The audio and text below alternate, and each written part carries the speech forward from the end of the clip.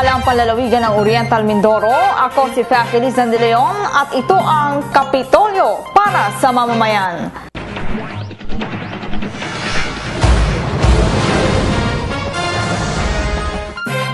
Sa ulo ng ating mga balita, Secretary Robredo dumating sa lalawigan. Gawad Tamaraw Award ipinagkaloob. 2012 Batang Pinoy Southern Luzon Leg nagaganapin sa Oriental Mindoro sa Oktubre 24 hanggang 27 na.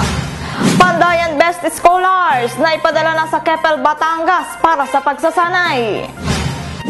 Matinding pagsikad isasagawa ng pamahalaang panlalawigan.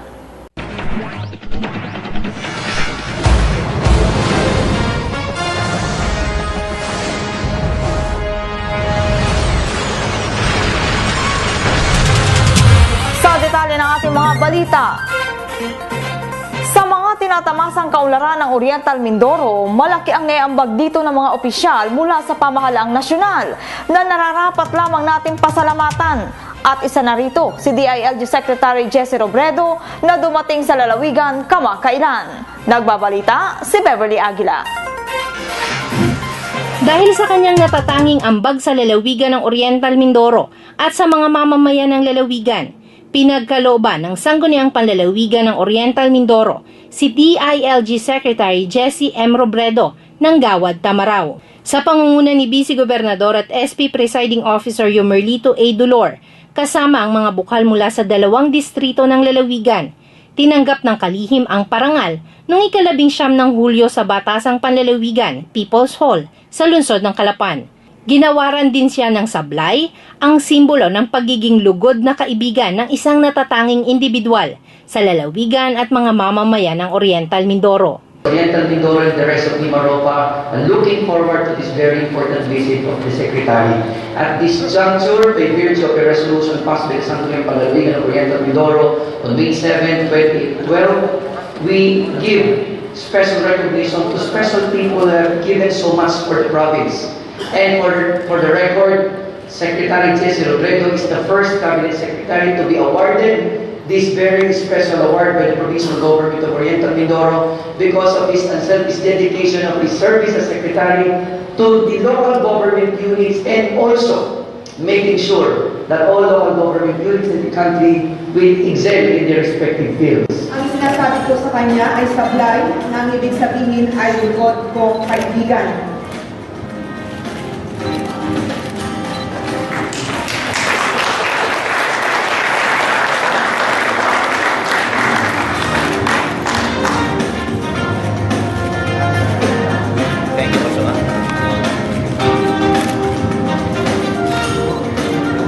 Isang malaking karangalan naman para sa kalihim ang mabigyan ng Gawad Tamaraw. Malaki pong karangalan na mabigyan ng Gawad na ito. Subalit, palagi ko po ang mas malaking karangalan ay para po sa probinsya ng Oriental Mindoro. Aminin ko po sa iyo, binibiro ko si Vice. Mukhang ang naipundar at naipundar sa lalawigan ito ay papakinabangan hindi lamang po ng pankasalukuyang administrasyon, kundi yung mga darating pang administrasyon. Hindi lamang po dahil may edificio tayong may talaga at nagawa, kundi alam po natin na ang gawain dito yung gumuguhit sa kasaysayan ng ating lugar. At tayo po ay naniniwala na ang tunay na boss natin ang mamamayan. Siguro po sa sukat na yan, masasabi po natin. Itiniyak niya sa mga Mindoreño ang patuloy niyang paglilingkod para sa lalawigan ng Oriental Mindoro. Sa ngalan po ng DILG, kasama po namin yung aming kapulisan, DJMP, PFP, NAMPOLCOM. Patuloy po kami maglilingkod sa inyo. Maraming salamat. Sumaksi sa parangal sina Marinduque Governor Carmencita Reyes, Romblon Governor Eduardo Chang Firmalo, DILG Regional Director Rolando Calabazaron, mga punong bayan ng Oriental Mindoro, mga opisyal at kawani ng iba't ibang ahensya ng pamahalaan at iba pang mga individual. Pagkatapos ng maikling programa sa People's Hall, nagtuloy si Robredo sa SP Conference Hall kasama sina Vice Gobernador Dolor at iba pang mga opisyal para sa isang press conference na nilahukan ng mga lokal na mamamahayag sa lalawigan. Dito tinalakay niyang mahalagang usaping kinakaharap ng kanyang kagawaran sa kasalukuyan. Kabilang sa kanyang mga tinalakay at ipinaliwanag ang tungkol sa Seal of Good Housekeeping, Seal of Disaster Preparedness, at ang tungkol sa mga nilalaman ng Executive Order No. 79 na nilagdaan ni Pangulong Benigno S. Aquino III kaugnay sa usapin ng pagmimina sa bansa. Ang Seal of Good Housekeeping ang nagsisilbing batayan ng pamahalang nasyonal sa pagkakaroon ng maayos na fiscal management ng mga lokal na pamahalaan. Ang Seal of Disaster Preparedness naman ang tumutukoy sa kahandaan ng mga lokal na pamahalaan na tumugon sa pangangailangan ng kanilang mga nasasakupan sa oras ng kalamidad at ang pag-ahon mula sa mga pinsalang na idulot nito. Ipinaliwanag din ng kalihim ang mahalagang puntos sa bagong executive order ni Pangulong Aquino tungkol sa pagmimina. Kahit saan po sa Pilipinas, hindi mo pwede magmina kung walang pahintulot yung lokal. Dahil yung pagkasalukuyang batas, kahit wala akong iyo, ang sabi niya, meron kong tinatawag na prior and informed consent. At ang ibig kong sabihin nun, at least 2 sa 3 level ng LGU ang magbibigay ho ng pahintulot.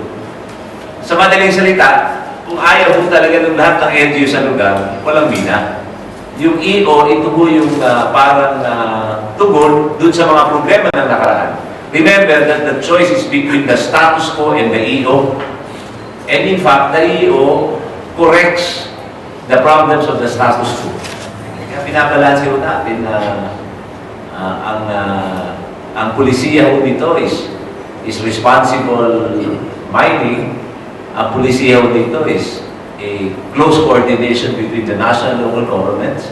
Ang pulisiya ho dito may mga priority areas na hindi yung pwedeng saklawin ng pagmina. Ang katunayan yung pagkasalukuyang administrasyon, mas mahigpit po kaysa sa nakarang administrasyon. Marami ang nag-aabang, lalo na ang mga kabataang mahilig sa sports, kung ano na nga ba ang update sa isasagawang national sports event sa lalawigan. Ang Batang Pinoy Southern Tagalog Leg, alamin po natin yan sa balita ni Ana Marie Reyes. Tiyaknan gaganapin sa Oriental Mindoro sa October 24 to 27 ang Southern Luzon Leg ng 2012 Batang Pinoy mula sa dating petsa nitong Setyembre.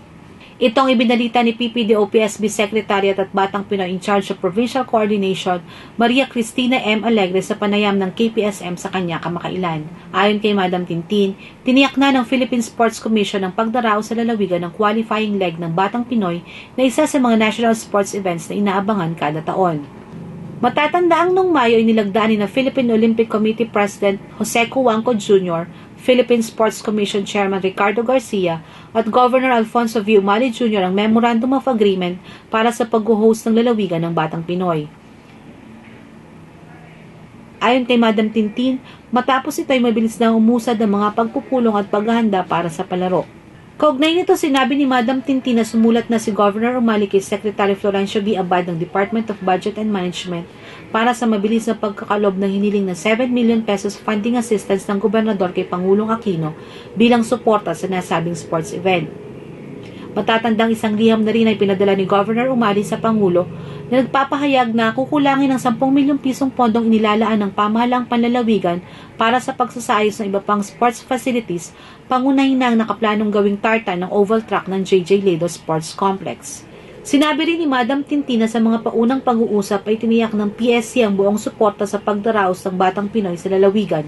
Sasagutin anya ng PSC ang lahat ng sports equipment, mattresses at maging ang kakailanganing electric fan sa mga billeting quarters.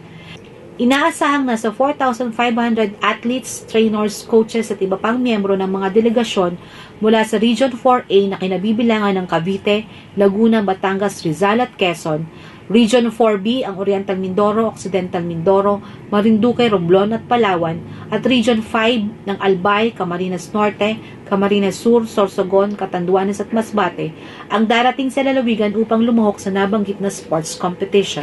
Lalahok ang mga atleta sa iba't ibang events tulad ng archery, athletics, badminton, boxing, chess, dance sports, judo, swimming, table tennis, taekwondo, lawn tennis at wrestling. Magkakaroon din na exhibition ng canoe kayaking sa paglulunsad dito bilang isa sa events ng palaro sa susunod na taon. Ipinaplano itong gawin sa Kalwangan Lake. Ang mga atletang mangunguna sa regional qualifying legs ang lalahok sa National Batang Pinoy na gaganapin sa lalawigan ng Iloilo sa Disyembre. Balita natin noon sa KPSM na may mga bago ng scholars ang programang Pandayan Best na pinagtutuwang ngayong itaguyod ng pamahalaang panlalawigan at ng Malampaya Shell Foundation para sa mga kabataang determinadong maarmasan ng kakayahan at magkatrabaho agad. Ngayon, matapos sumailalim sa oryentasyon, ipinadala na ang mga ito sa Batangas upang magsanay and at the same time, i-enjoy ang benepisyo ng programang ito. Narito ang report ni Randy Digma. Naipadala na ng Pamahalang Palalawigan at Malampaya Foundation Incorporated sa Keppel Shipyard sa Batangas ang 30 out-of-school youth na napili bilang scholars ng Pandayan Best para sa Kalang Shielded Metal Arc Welding Training. 6 na buwan silang mananatili sa Keppel Shipyard upang maisiguro na matututunan nila ang mga dapat malaman sa kanilang kurso. Bilang paghahanda, isinailalim sa oryentasyon noong July 24 sa Kapitolyo ang mga scholar bago ang formal nilang pagsimula ng pagsasanay sa Keppel. Mahigit sa 1 milyon piso ang inilaang pondo ng Pamahalang Panlalawigan at Malampaya Foundation Incorporated para sa Pandayan Best na isang industrial skills training program upang maisiguro na mabibigyan kasanayan ang mga kabataang Mindoreño at may handa sa mga napapanahong trabaho sa loob at labas ng bansa.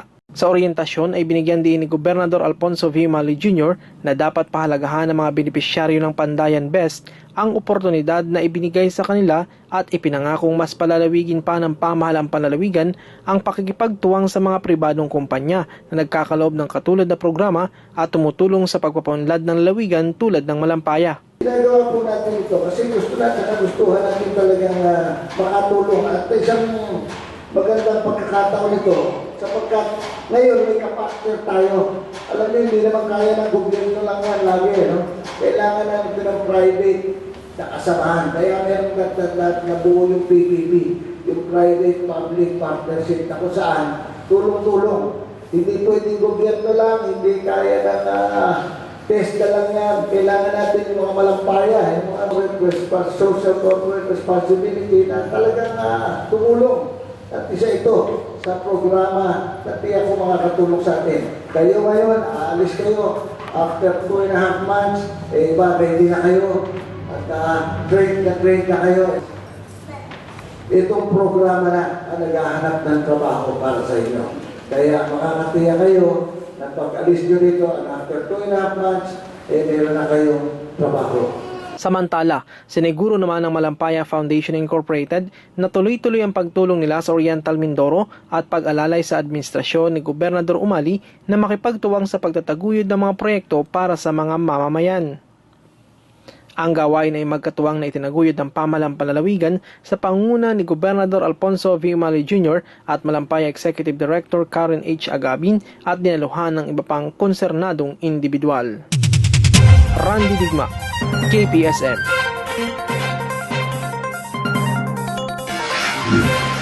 Batid ng lahat na nailunsad na ng Pamahalaang Panlalawigan ang pangunahing programa nito kontra kahirapan, ang SICAD.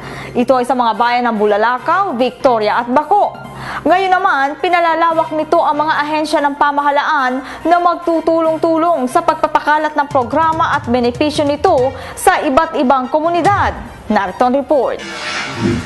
Higit na mapapalawak ang kaalaman at benepisyo mula sa programang Strategic Intervention Community Focused Action Towards Development o SICAD matapos na mailalim ang mga kinatawan ng iba't ibang konsernadong ahensya ng pamahalaang panlalawigan, non-government organization, civic organization at religious organization sa isang Transformative Leadership Community Organizing Seminar Workshop na ibinigay ng mga tagapangasiwa ng programang SICAD na ginanap sa El Pueblo Resort, Barangay Balite, Calapan City noong Hulyo 19 hanggang 21. Naging panauhing tagapagsalita rito sina Provincial Administrator Angel M. Saulong, Father Jim Ruga at Bishop Juanito Kahandig. Nagsilbi naman tagapagsalita sa 3 araw na pagsasanay si Sister Feby